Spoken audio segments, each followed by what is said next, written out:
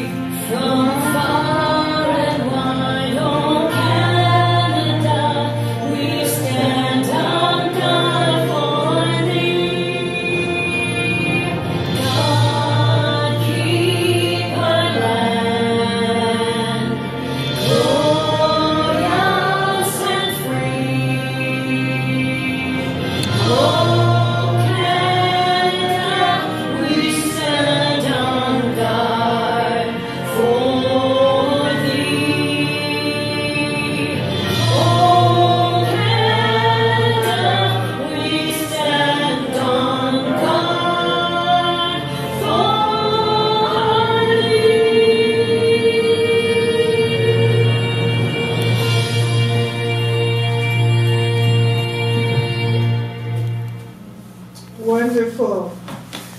You may be seated. So welcome to our second forum on multiculturalism and anti-racism. And today, before I introduce our moderator to you, I would like to introduce our guests to you today. Our first guest is Ms. Michelle Dubin from the Nigerian Association of Edmonton. And then we have, you stand, say hi. Good evening, everyone. Amen.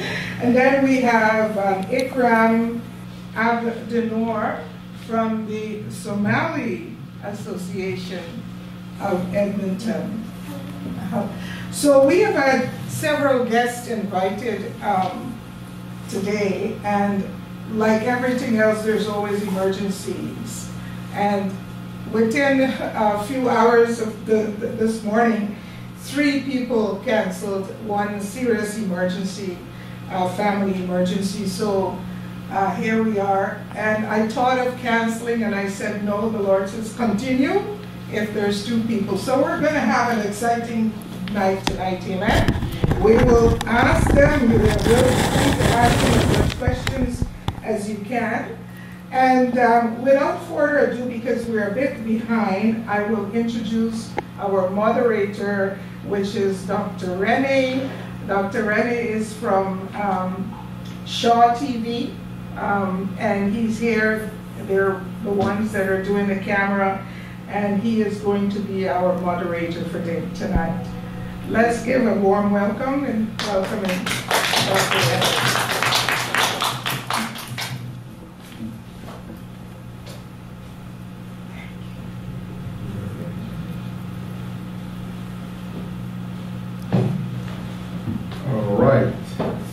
Thank you very much for the introduction, and as you can see, we are behind our time, so we can just get in. But my apologies.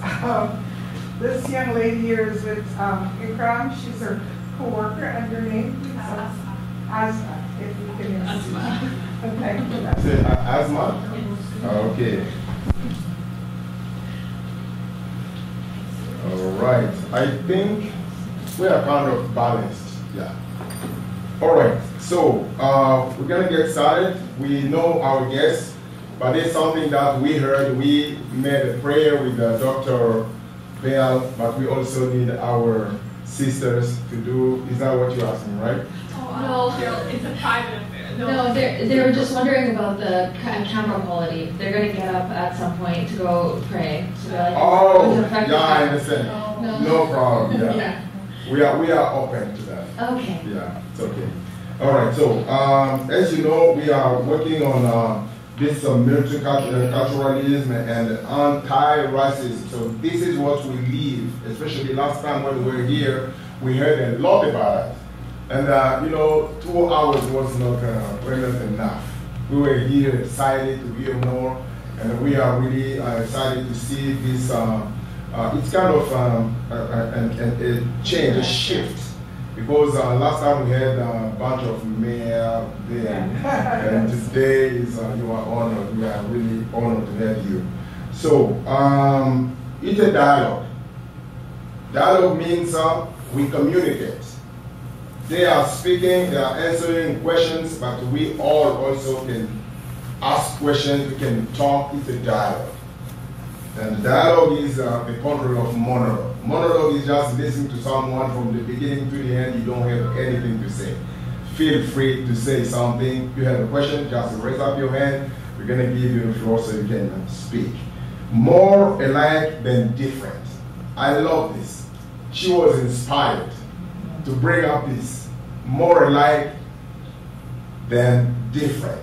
We are focusing on what we look like, but not what divides us. What is different? No. And this is the beauty of the creation. God created us different, but alike. We have ears, we have eyes, we have mouth, we walk, you know, we talk. We are the same. And the same, that of blood that is in you, it's the same blood in me, same color, you know, we are one. Now, there are several community-driven organizations in Canada. These organizations undertake the various activities for community members and beyond. Indeed, their overall aim is community welfare. Everything we are trying to do is the good health, the well-being of our community. We are in one community. So we have some questions. We're going to go one by one, and I would ask you, I don't know who talks a lot, men or women, I don't know. Because last time there was kind of long talk. We're going to see today, I'm here to see who talks a lot. But please be a little bit precise in your answers, and so it will help us. So the number one question is, can you introduce your organization first and tell us when it was formed and its activities so far and your vision for the community? It would also be helpful to state 1 or 2 challenges you believe the organization had to overcome in its existence. You talk about where you are coming from, what is it, but if you want to know where you are coming from, your organization, talk to us, 3 minutes each of you. Where do we start? Okay. Okay, so. Start with Ekram. Okay. Yes, my name's Akram, and then I'm here with my co-worker Esma. We're both caseworkers at the Alberta Salon Community Center. So the Alberta Salon Community Center was founded in 2007, and it was initially a heritage organization focused on elders trying to remind the younger youth about their culture. So it was mostly fashion, food, sports, and mostly about recreation. And around 2009, we started having a lot of, a little bit more like service-oriented programs. We started with like, I think tutoring programs, and then it just snowballed from there. And 2009 was the year that we officially restructured the organization and made it into a primarily service-oriented organization.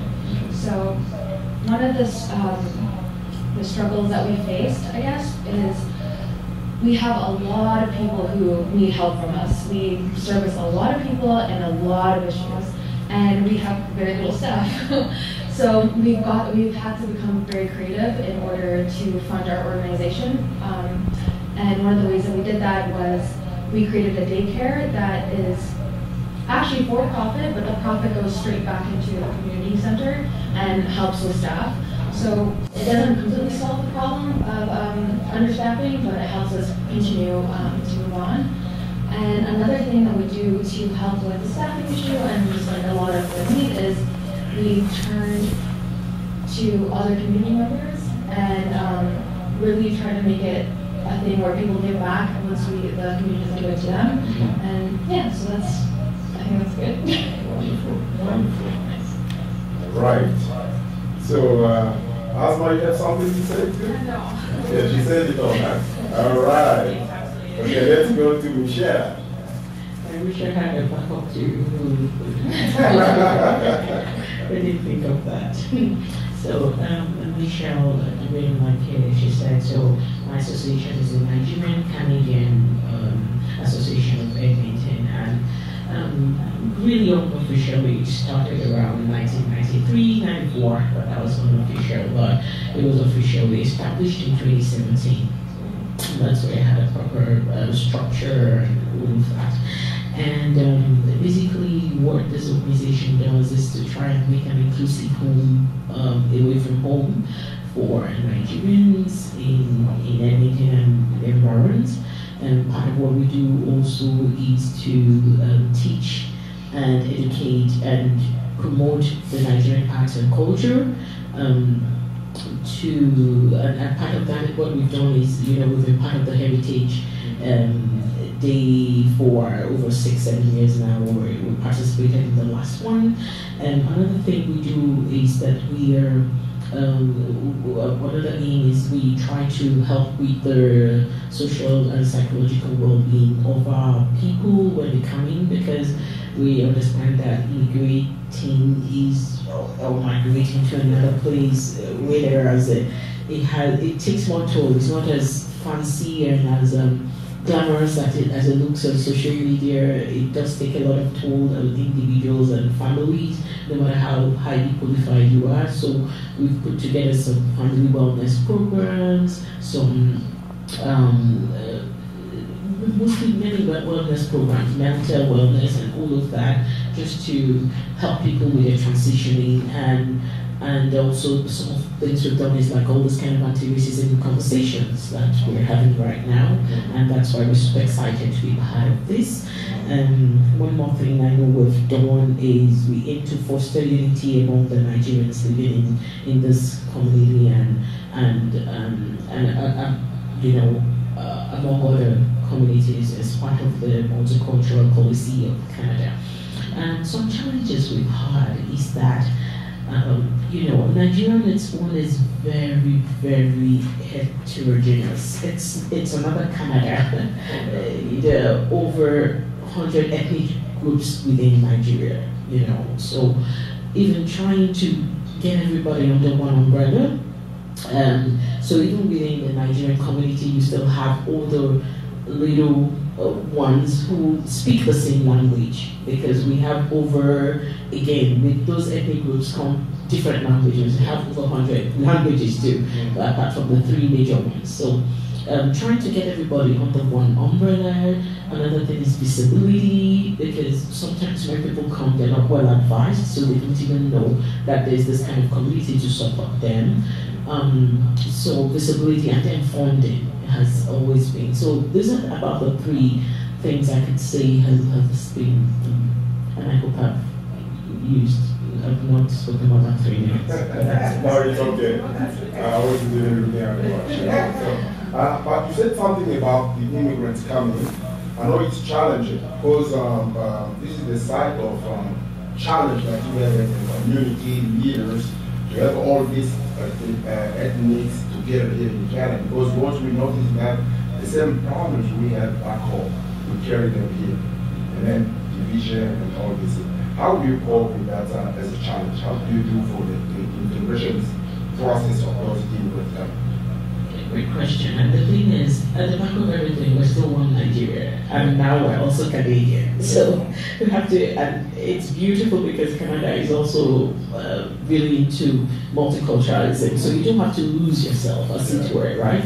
So kind of what we do, like what we've been doing, and another quick disclaimer is that as a board, we were just elected about 4 months ago. So it's a super, super new board that is on ground, So I don't come with the historical, I don't have all the history from when they started, where it was officially started.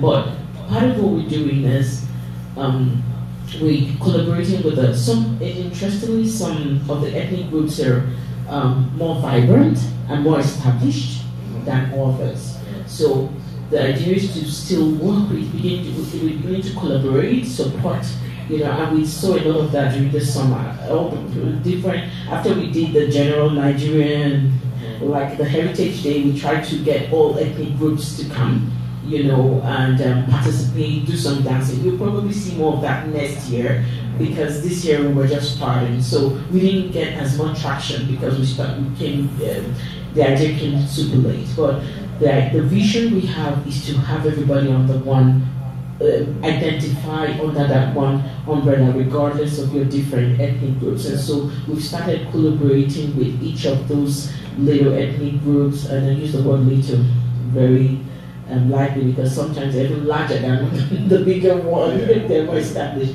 So yeah, I'm saying this in so many words, but the idea is to just collaborate with each of them and bring everybody under one umbrella, under that identity as Nigerian Canadians. So I think that leads us to the next question, which is inside the community you have to cope with all these ethnics, but now we also have organizations beside you. In Canada, we have multicultural, and there are so many organizations. And then if Accra, you would answer this question, we start with you, talking about inter-community work that we do. So there's the inner work in the community, but also in the larger community here in Edmonton. There are so many organizations. It is known that organizations always must work with like-minded ones. However, there are cases where they must reach out to other organizations that they might not necessarily agree with on issues.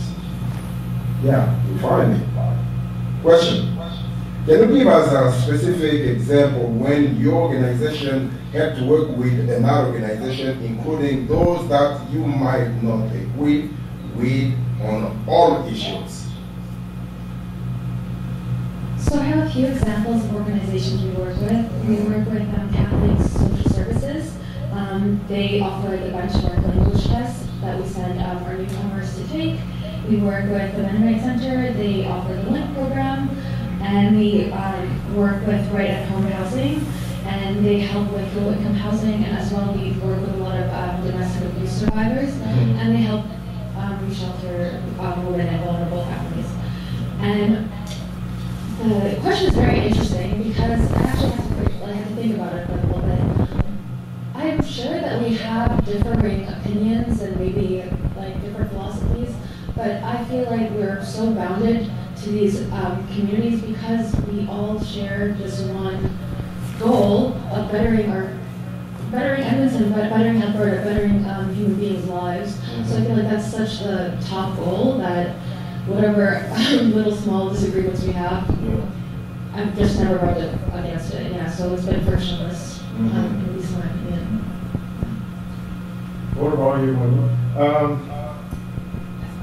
I don't really have anything to add, but I agree with Ikram that when you Can you put your mic so? Is it working?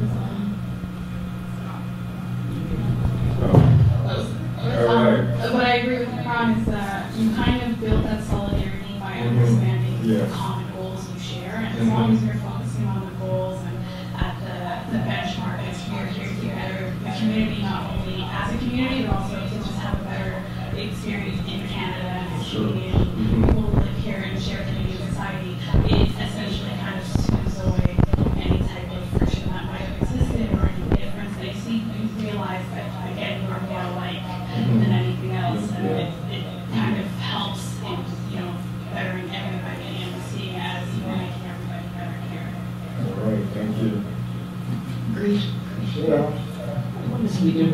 much more to add because I totally agree that that's the one binding factor, right? There's always dividing lines, like there will be race or religion or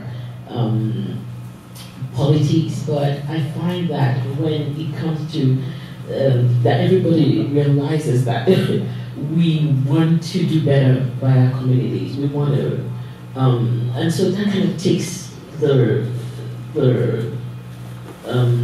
that becomes the acting goal and normally reduces any friction that would have naturally popped up in that, you know.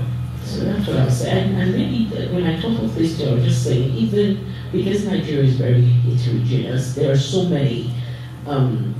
You can't even be partisan. It's partisan in terms of even what the NCAE and whoever we're trying to. So we're not NDP leading or USIPO leading or Libre leading or anything, because there will be people who have different political inclinations, right? Even religious inclinations are different. So we honestly don't let those ones divide us. And even when we're dealing with external communities, we have some collaborations going on right now that I know with the Canadian Black Chamber of Commerce. We're just putting together an MOU, which will probably come together by next week or so. You know, we've also worked with people. We're trying to work with Edmonton Chamber of Voluntary Organizations. They are about a motor association. But one thing I know that we'll do better by is ethnic communities, and that's why this kind of gathering, we kind of jumped on it because it will help us further that vision a bit. Yeah, you said something that you started, your board was elected just a few months ago, but looking at the experience in the community, what would be the situation that you may recall working with another organization that didn't really work well? Something that you noticed that didn't really give a response to what you needed. I don't know if I know you were there 4 months ago, but being in the community, have you ever heard or experienced something showing that there was kind of clash or not the respect? Because don't forget we're talking about anti-racism. These are our main things. We want to depict how to work out. As an organization, we're coming from the focus of as an organization. Are there individual issues of anti-racism? Definitely. But as an organization, working with others, and people, even especially in Canada, people are super conscious about that. So I wouldn't say for sure that there's been this kind of friction. But one thing I can say is some of the events we've had in the past that have been mostly Nigerian themed, we've had feedback where other African nations are like, they wished it was more inclusive. And so one of the things we're doing this, we're just working with an event, I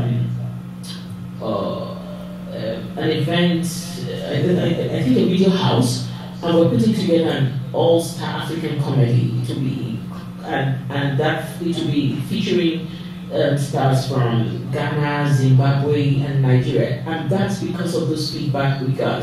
And in putting that together, I'm part of that committee, and I can't really say that there's been any friction. It's still early days. I'm not hoping for it, but wherever events are, there will be frictions, but it may not even necessarily be because of race. But to that question, I can't say for sure that as an organization that we face that. And if anything changes, who knows? We can. But no. Individually, yes, there have been. In the course of our conversation today, you'll get to hear some feedback received. Okay, Akram, on your side, have you ever faced something like that? Because you said something about the way you welcome all these newcomers and all these issues that they have, but working with other organizations here in Canada, have you ever experienced something really negative? Personally, most of the organizations that I've worked with have been very professional, but I do have something that's kind of on this topic. A few years ago, we had an event bridging together indigenous cultures and Somali cultures because there was kind of racial tension within the school system between indigenous children and Somali children, calling them, they would call each other by names and all this stuff, you know? And we created an event where which actually fits with this, what was the title of this yes, more like the different, yes. So we came together for a night of celebration where we did storytelling, we did a sharing circle, we made a really big like art piece on canvas, we wrote poetry and performed it, and it was really actually quite moving. I think we did a few different events like that. And I think when you're able to kind of just look at the person across from you and see that they're just another individual and then just talk about whatever the issue is, you realize it's kind of petty most of the time. It's not so dark and like unsolvable. So yeah, it was very. I've only had really good positive experiences with events like that. Good to hear. Good to hear. So this leads us to the economic issues, because this is pretty much organizations working together, the community members. But let's go to the economic issues. It is not a secret that we all need to work for our economic survival. However, we also know about the existence of barriers to employment. Indeed, the labor market is not known to be free and fair to employees. I would like us to look at this topic of the labor market from two perspectives. That of the pre-existing Canadian workforce, and then the plurality of immigrants who have entered and continue to enter Canada based on skills to join this workforce. Now, the question, how often do you hear from your community members about the perceived and the real barriers to their participation in the labor market? I guess you know what I'm talking about. Have you ever worked in Canada? Yes. Yeah. All right.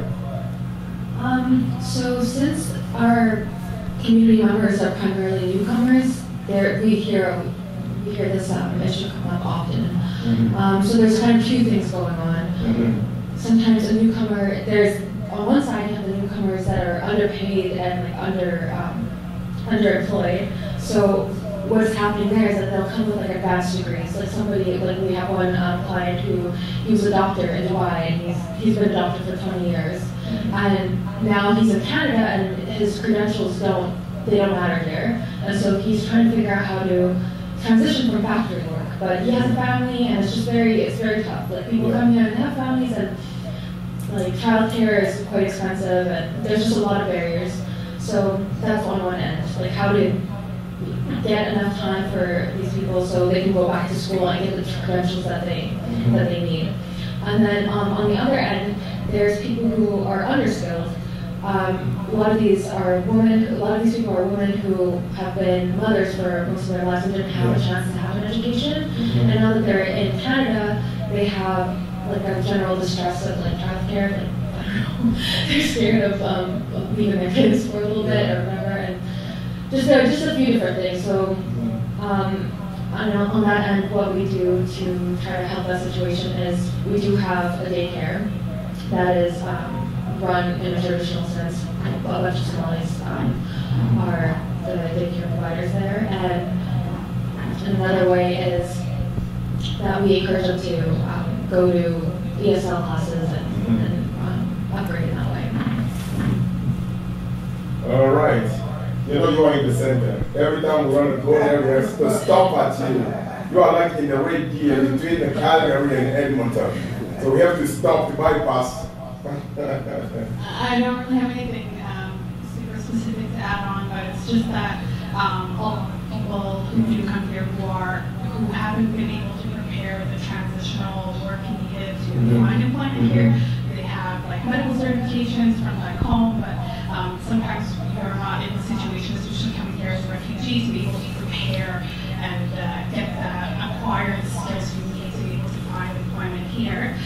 And the other thing is you have a lot of people who've never had jobs, who don't really know what labor looks like in a country here, or what's required for labor here. Like even something that seems so innocuous and simple like customer service is a whole different field for them that they would like to prepare for, that they would like to be involved in. And the biggest thing is with the language barrier, they can't really even attempt to experience that. I personally have the belief that you can build language skills through employment, but it's very hard to find or collaborate with other businesses or organizations that be willing to hire or employ newcomers, especially because they're afraid of liability. So I think we're going to have to come up with, and I'm still working on like very creative solutions to help introduce, I guess, the job market to people who come here and would love to contribute to, I guess, our society through labor.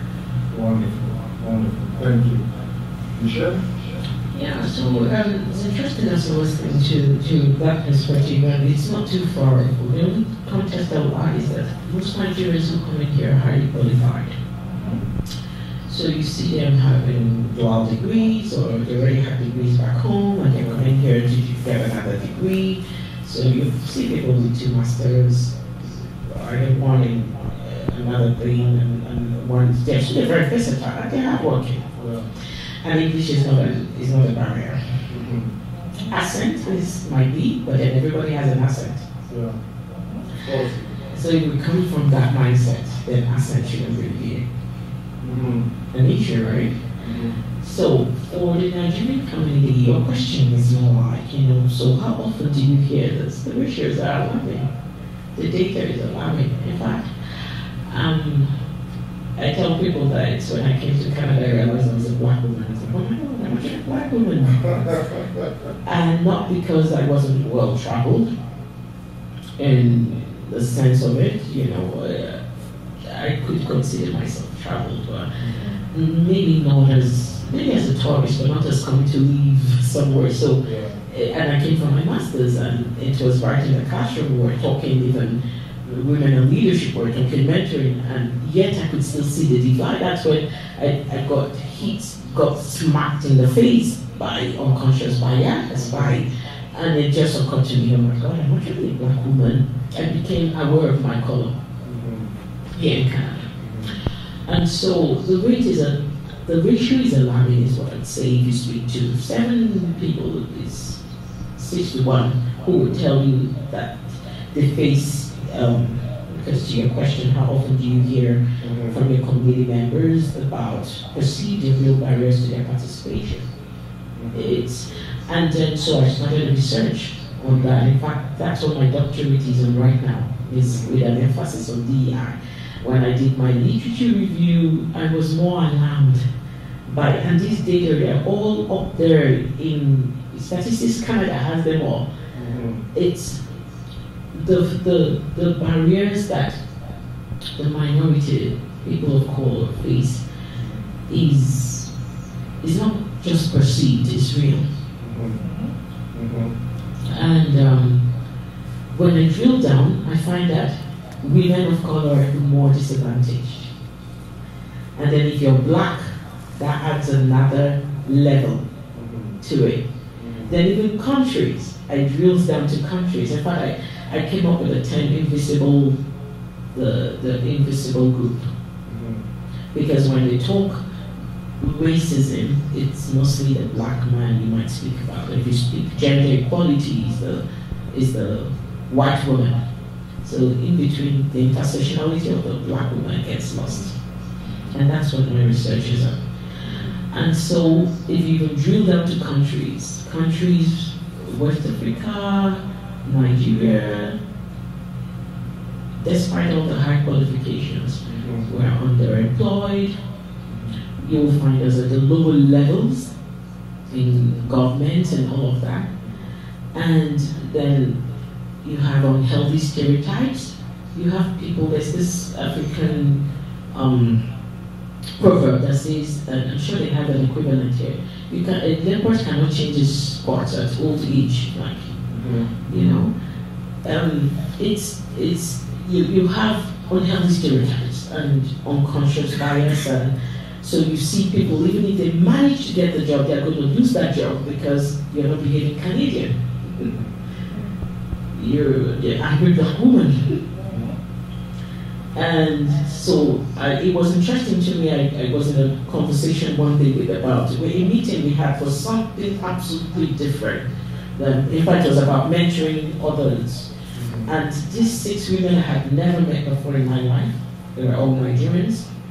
That they asked us to come together and put together that everyone had exactly the same, almost the same experience in the workplace. Toxic bosses, their work being taken, giving credit, somebody else taking credit for their work, and they having to leave the job because of, or if they're not fired, then they have to leave the job because it's so toxic, and it's very subtle.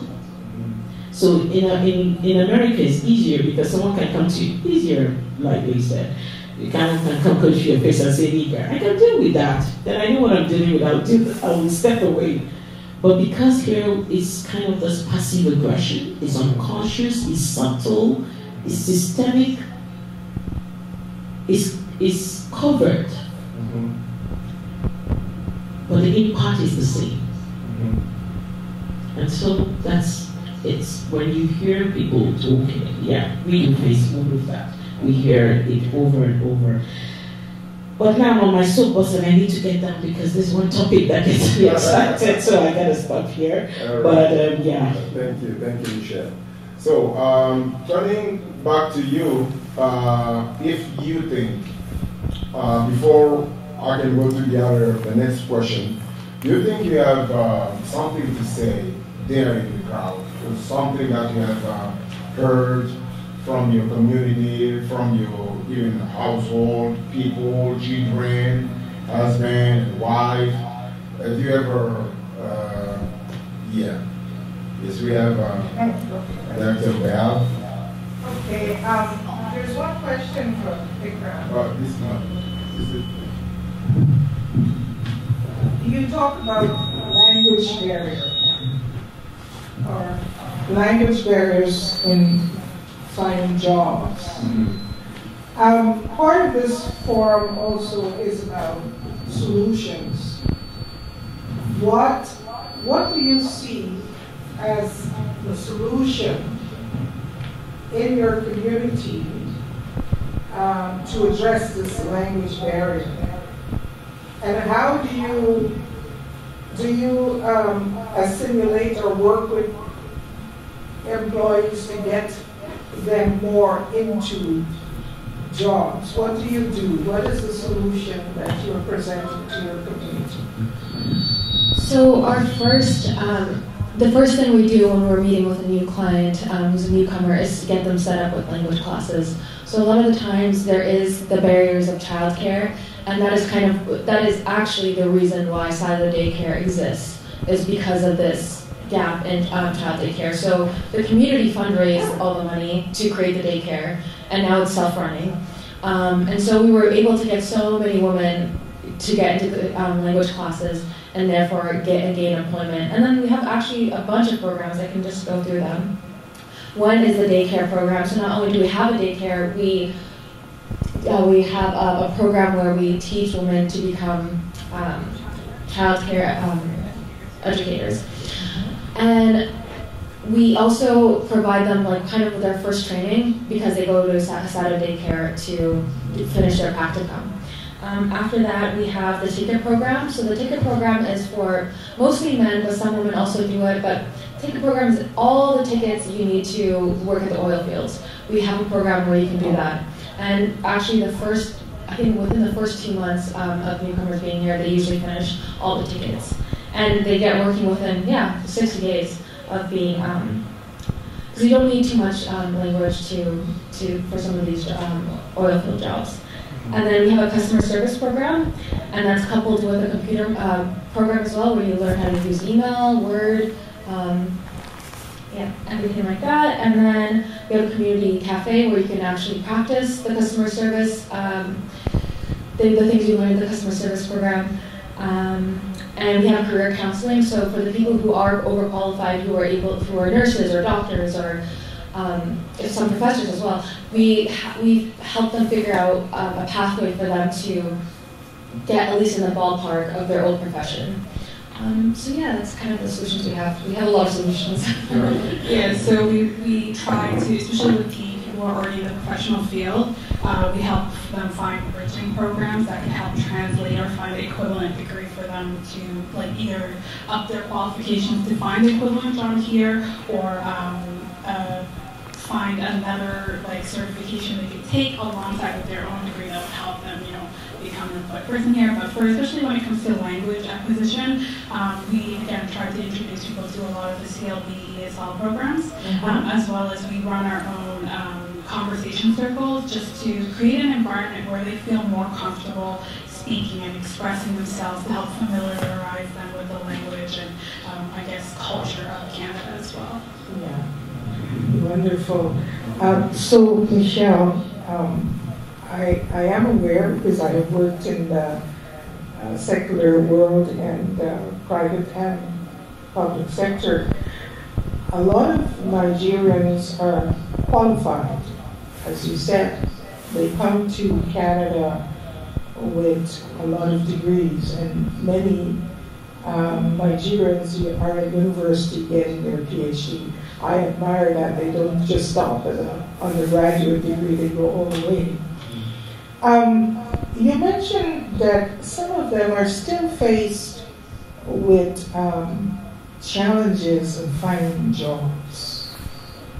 And as an organization, what are some of the things that you do to encourage them? Because I can imagine someone with all of this qualification and is sitting around cannot find a job. What do you do as an organization to help them to find jobs and to integrate better in the labor market? Honestly, I think we can do better. I think when listening even to what the Somalian community is doing, because I think it was set up differently. Ours was set up probably as a social organization in the beginning, right? So, but what I'm saying is that those internal ethnic groups, like I know I Care, has a mentoring program where they try to partner newcomers with other professionals to help them navigate the work environment. I know that, and those are some of the things at NCARE as a body is eventually going to partner with, because now they're doing it in terms of ethnic groups, but then offering it to larger Nigerians. But those are things NCARE as the bigger umbrella should, in my opinion, if maybe even if we don't reinvent the wheel, but partner with them.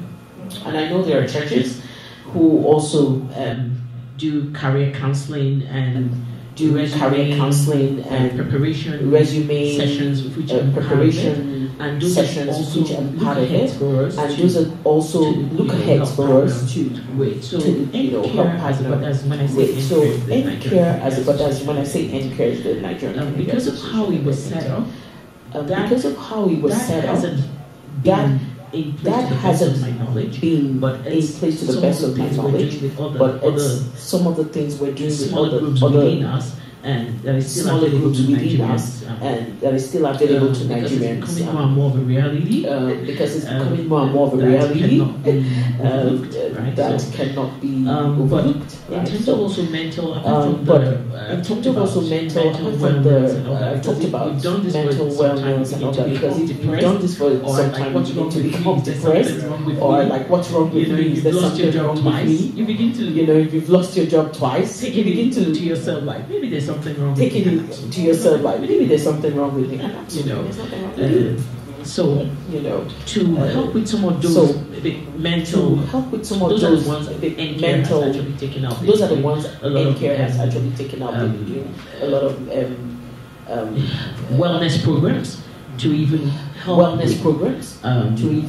help with what is going on now, because in the past, at least what from is our going culture, on now, because in the past, at least from our you culture, hear anything mental wellness, be like, oh, and if you hear anything mental wellness, be like, oh, those exposures, we're beginning to have those conversations. Exposures, we're beginning to have those conversations that this is reality, doesn't mean you're need some time over if you say you need some time over, you're not in a good space, so doesn't those mean conversations are beginning to be and so those conversations are beginning to be had, and we've had several of such wellness programs, is what I would say. Thank you very much.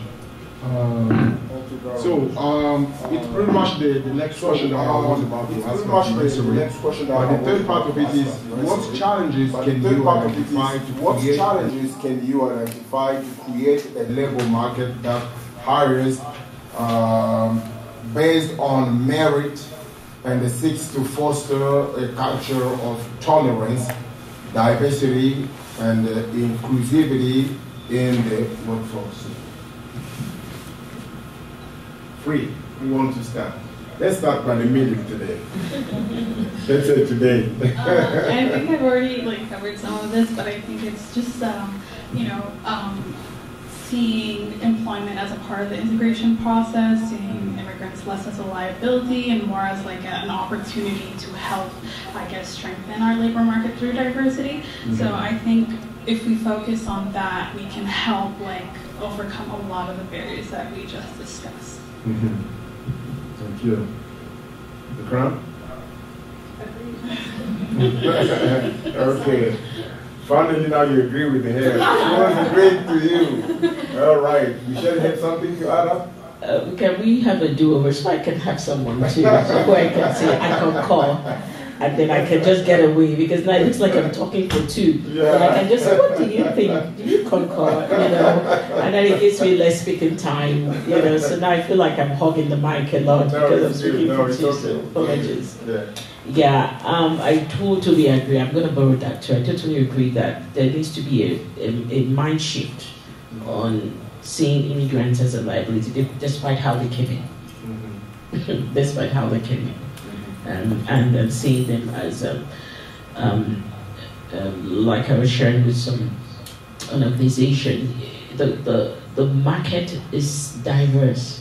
So your team has to be diverse. The people you're serving is diverse. And if you keep fishing in the same place, eventually that river will run dry. But now you have new fishes. Open up your mind to it, right? So it comes with that shift in mindset that this is no liability. Yeah. We need them to survive. We need us. We need each other. We're here for something, and it's a two-way traffic. It's a mutually beneficial organization. I like the peace and quiet in Canada.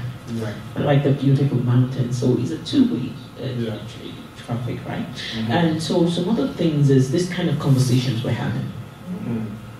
But I don't want to downplay it, but it's so good. But we also need to move from having these conversations to implementing the things that have been said. If not, we're just talking the talk. Yeah.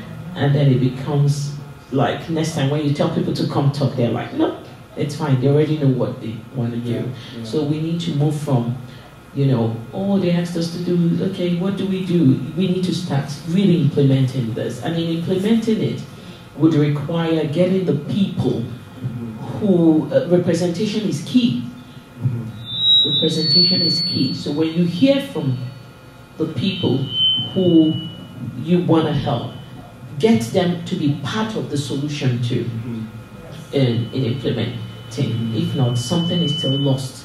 And I don't know if it's a really thin line, but I hope that is clear. Like getting them to also action that. I think I've talked about adequate representation at the top, which is different from tokenism or checking the boss, right? I think another thing is addressing racism issues and complaints head on, such that the message is clear that there is zero tolerance for it. I think I'll stop there now. Yeah.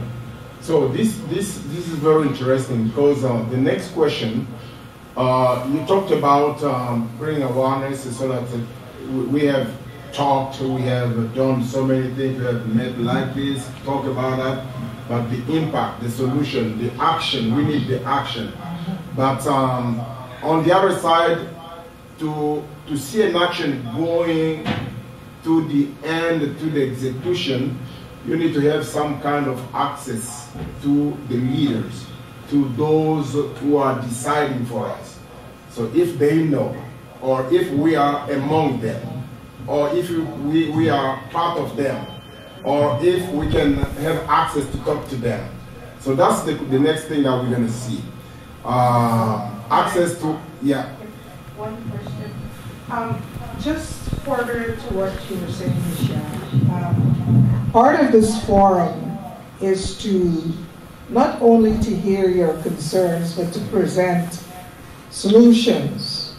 I think that the government needs to know that we know what the issues are.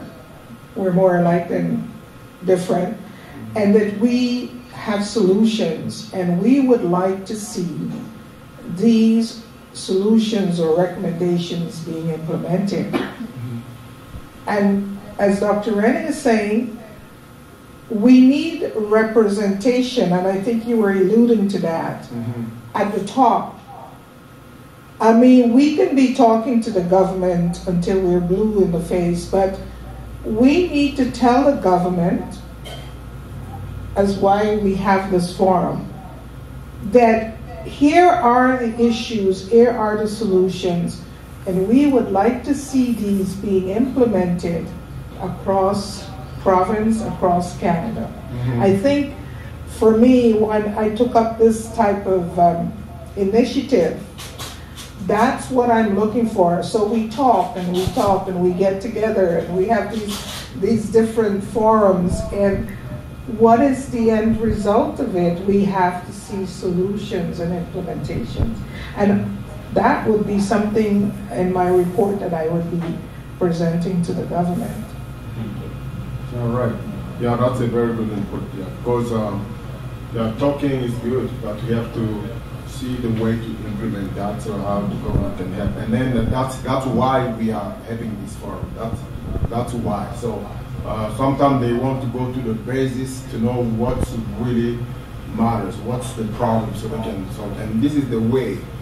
Doing a report of this, we're gonna, underline every point that we said, so they will have, because they will need to hear what we came out with as a solution. So access to elected officials and the public services. In a functioning democracy, the relationship between elected officials and their communities is important. Equally important are the conditions of access to and availability of public services. Because we can talk, but if you don't have access, you won't change anything. Now the question, in your experience, in your community, would you say your organization has any working relationship with an elected public officials? Or if so, specify if municipal, provincial, or the federal level, how would you rate the relationship between your organization and any elected public official? I believe that our organization prefers to kind of be neutral, because our community itself is not a monolith, and so we want to kind of continue that neutrality with our organization. So we work with any elected official who is in power. Yeah. And I would say our relationship with elected officials, it varies, and you wouldn't be able to guess by party who is more receptive or closed off. Sometimes you'll talk to somebody and they'll say, you'll give them an entire outline for a shelter that you want to build, or a program that is very, very well fleshed out, and they'll tell you, maybe you should put this in a pamphlet and educate people, as if people are not educated on what's going on in their lives. Yeah. We've talked to politicians who don't even know what language the people who elected them speak, and it's like, oh. But and sometimes they really do care, so we try to take it person by person. I don't know if you want to add anything else. Not really, but it's, again, like she just said, it doesn't matter the party, the elected official, we just want to make sure that our needs are being heard, our community is being heard, our community is being seen. That's the most important part.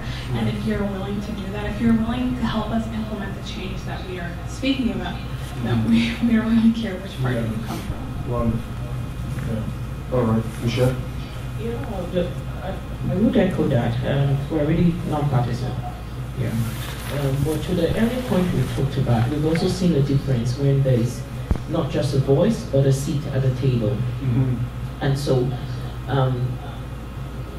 presently, I would say we have a good working relationship, as any would be, but if I were to compare it to when Casey was right there at the seat of power, I could say many of the strides we've made as a community were mostly because he was there.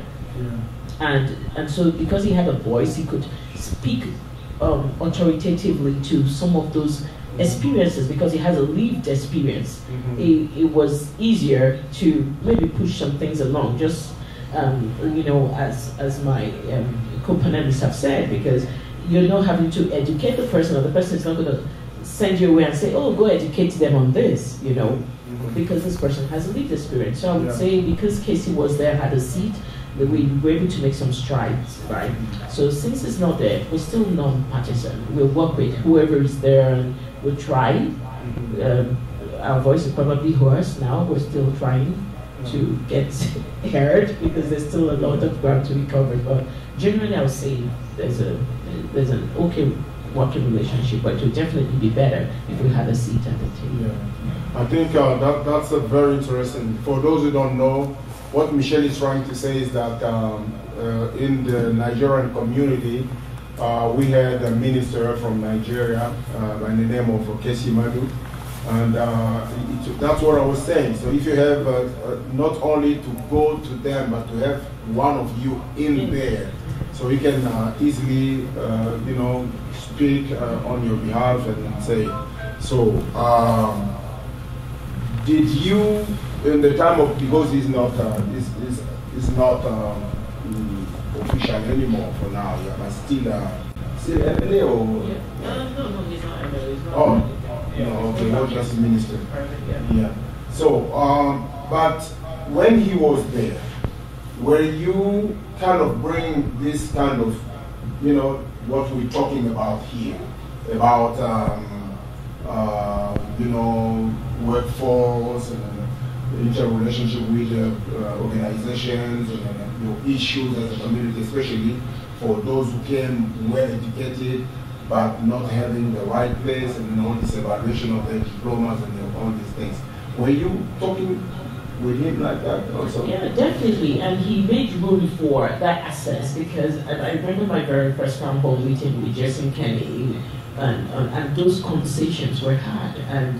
And I know even Jason Kenney did mention that it's interesting that almost every Nigerian he's met is well read. He's either Dr. So-and-so and so-and-so. And they did try to do some things to make it easier. Like another thing which could be a solution is like having people in this professional boards, like the ABC, right? The agencies, the boards, and the corporations. And professional bodies, because these are the boards that make these decisions on what are the professional requirements when you come in. So having people of Kolo or having representation in those boards helps to streamline those conversations to what is really needed, and doesn't make it obsolete or make it very vague. So when you have, can you imagine having a civilian in that board, or just having a very diverse board in the ABCs, or even in professional bodies who maybe engineers, the something association of engineers in Edmonton or in Alberta. If you had people who also were minorities in that board, they would give some recommendations that would make it easier for minorities, and not because the people sitting there are being consciously they want to create those barriers. They just didn't know better. It's important to note that it's not because they went out of their way to say we don't want these people here, but maybe they don't know better, right? And so that's what having a lived experience does, because then you can help with that. Wonderful. Any questions? So I guess we still have a few minutes for our break. We can have our break now. All right. Okay, so thank you very much. Why don't we just put our hands together for them? I believe we had a very good discussion, very good topics, and yeah, I'm loving it. Comparing to the first was good, but I think I'm loving this one. Okay, thank you. Oh, there's a question. Yeah. Over the years, I have learned that there are two Somalia. Would you explain that to me, please? There's two. Because most people think there's one. Two Somalis? Yes. Two Somalis. Somaliland and Somalia. That's a big And one is debate. peaceful, It's a kind of words. happy, joy, success, and the other one is not. Yeah.